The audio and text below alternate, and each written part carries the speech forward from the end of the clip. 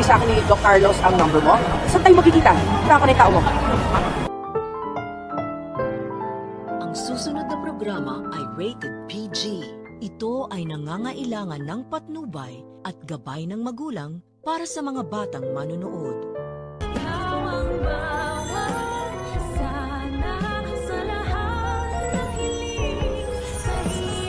Kaya pwede tayo dyan. Naiwan ko na babae yung gloves niyo.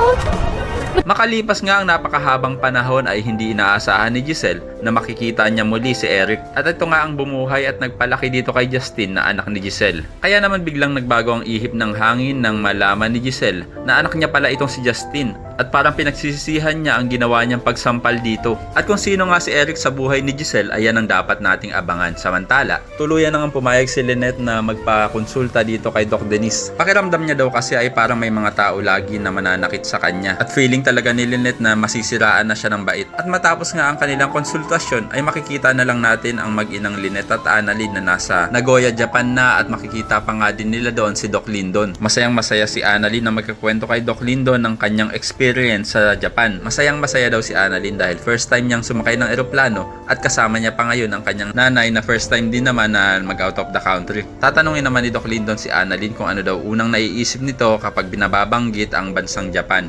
Sagot naman ni Annalyn na ito ang Mount Fuji. Kaya naman agad yayayain ni Doc Lindon ang mag-ina na pumunta ng Mount Fuji. At doon ngayon magpapakain pa sila ng mga bibe. Pero ang hindi nila inaasahan ay nandun din pala itong demonyitang si Moira. At makikita pa nga ni Annalyn ang gloves na naiwan ni Moira na hindi naman nila alam na nandun ang bruha. At parang nararamdaman ko na kaya pumunta ng Japan din itong si Moira ay para maging espiya nila Lynette. Nang nag-utos nga ay walang iba kundi itong si Doc Carlos dahil mukhang makikipagkita si Moira sa isa sa mga tauhan ni Carlos. At kung ano na naman panggugulo ang gagawin ng impactang to kila Lynette ay yan ang ating naabangan. Samantala, tatanungin naman ni Eric si Justin kung ano nang balak nito. Ngayong kilala na daw siya ng kanyang inang si Giselle.